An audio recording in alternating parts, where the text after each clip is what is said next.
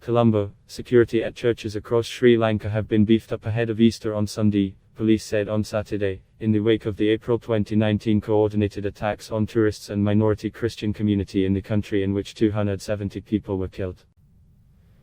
"We have tightened security of churches by deploying over security personnel," Senior Deputy Inspector General and police spokesperson Ajith Rahana told reporters here.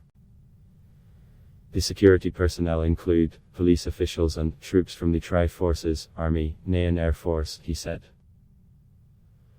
Rahana said some 111 churches in the western coastal town of Ngoma would be provided security, along with 107 churches in the neighboring coastal town of Chilaw and some 98 churches in the eastern town of Batakala.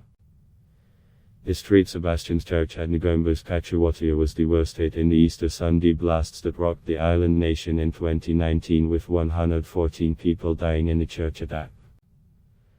As many as 270 people, including 11 Indians, were killed and around 500 others injured when 6 near-simultaneous and coordinated explosions, carried out by local jihadist group National Tawhid Jamaat, linked to the Islamic State, rocked 3 churches and 3 luxury hotels frequented by tourists in Sri Lanka on April 21.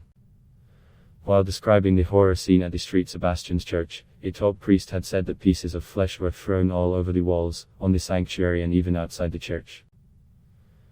The church, built in 1946, is one of the many churches in Sri Lanka dedicated to St. Sebastian, who is considered a martyr in the Catholic Church history.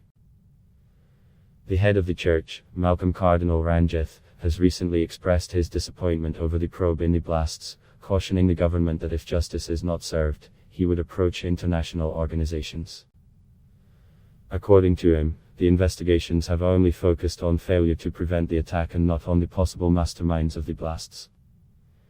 The previous government, headed by President Maithripala Sirisena and Prime Minister Ranil Wickremesinghe, was blamed for its inability to prevent the deadly attacks despite the prior intelligence made available on the impending terror strikes. The Buddhist majority nation was about to mark a decade since ending a 37-year-long Tamil separatist war in May 2009, when the suicide bombings in 2019 rocked the country.